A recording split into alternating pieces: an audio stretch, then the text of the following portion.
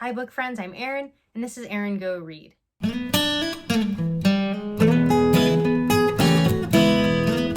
Of course, when the new year comes around, we all become very introspective and thinking about where we are in our life and where we would like to improve. While I have read a ton of books in the past year, I still don't consider myself to be all that well read, more in terms of the literary canon. And so I would like to make a greater effort to read classics and modern classics books that we would consider part of the literary canon. There's not like one specific list that would define that, but I have set aside 12 classics that I would like to read over the next year. That would be roughly one a month.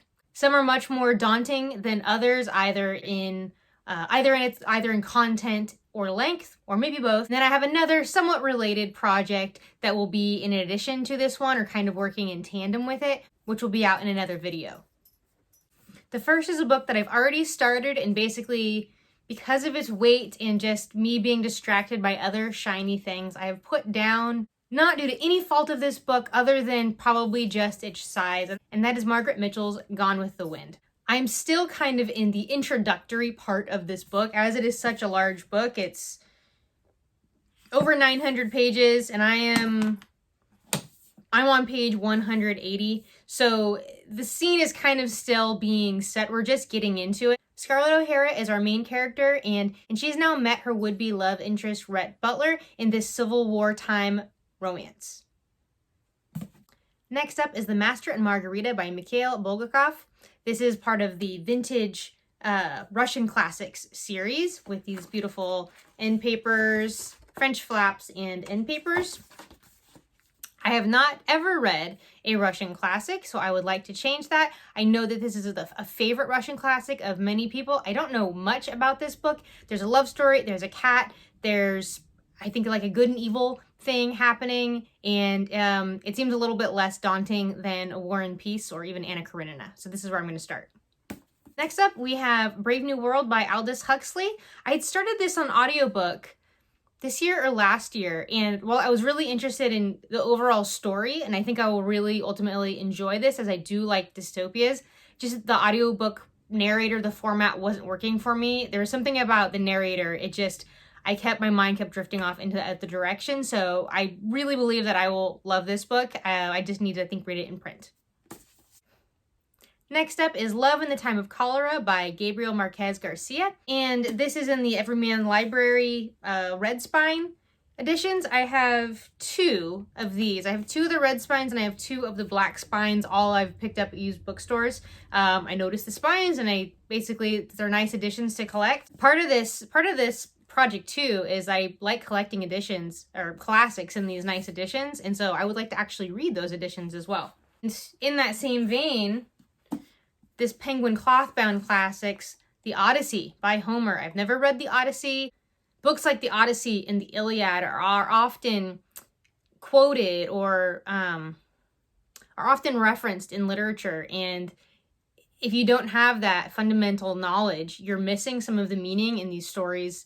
You're missing some of the meaning from that intertextuality that you're getting in the newer stories. And next we have John Steinbeck's The Grapes of Wrath. I read Cannery Row, in my early 20s, and The Grapes of Wrath, I read parts of it by my social studies teacher in like 6th grade, I think. Basically all I know is that it takes place during the Dust Bowl, during the Great Depression in like Oklahoma, Arkansas, which is where my great-grandparents were from. And I got to learn a lot, particularly from my great-grandmother, who's 97, about that time. And so I think this would be really interesting and might kind of spark some more questions for me to ask my great-grandma about.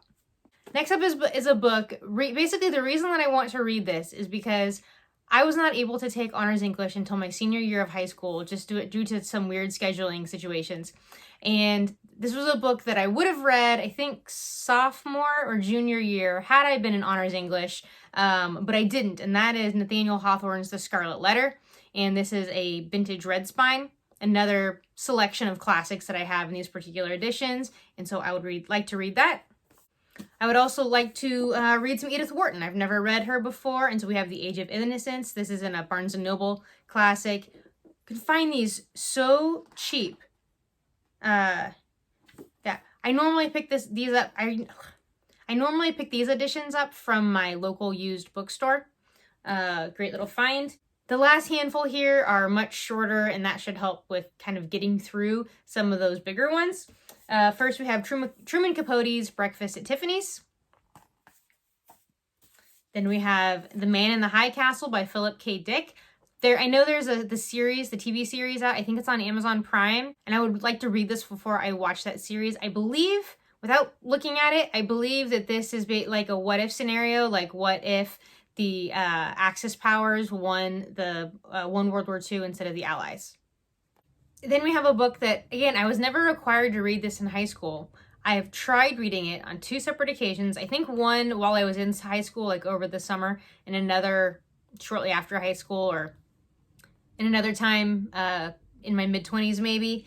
And I've just never gotten into it, and that is The Great Gatsby by F. Scott Fitzgerald. So I'm bound and determined to finish this book. I want to really give it a fair chance.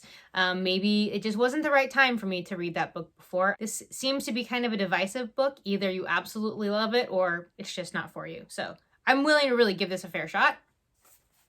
And last up, we have A Room with a View by E.M.Forster, and this is a Penguin English Library Classic edition.